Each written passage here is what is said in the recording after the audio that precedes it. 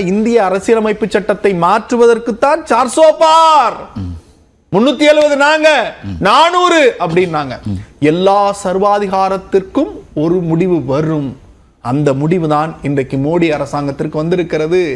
இன்னைக்கு அது மோடி அரசு ஜனநாயக பூர்வமா தேர்ந்தெடுக்கப்பட்ட ஒரு அரசு மூன்றாவது முறை ஆட்சி பொறுப்பேற்று நடக்க முடிச்சிடுறேன். முடிவு கடிவாளம் எங்கே போடப்படுகிறது என்பது ரொம்ப முக்கியம். 370 நாங்கள் 400 வருவோம், இந்திய அரசியலமைப்பு சட்டத்தை மாற்றுவோம்னு சொன்னவரு என் உயிரே போனாலும் இந்திய அரசியலமைப்பு சட்டத்தை நான் மாற்றவே மாட்டேன் அப்படின்னு சொல்றதும் ரொம்ப பிரமாதமா. நான் ஆசீர்வாதம் பொது வெளியில பேசுறப்ப கொஞ்சம் ஜெனரஸா பேசுங்க. நான் பேசுகிற வார்த்தை உங்களை ஆசீர்வாதம் என்று அழைக்கிற போது ஒரு சகோதரத்துவத்தோடு எங்க ஊருக்காரர் பேசுறாரு அப்படின்னு நான் உணரணும். அந்த உணர்வோடு பேசுங்கள். 3% இருக்கிற நூலிமான்களுக்கு கொடுக்கிற மரியாதை 18% இருக்க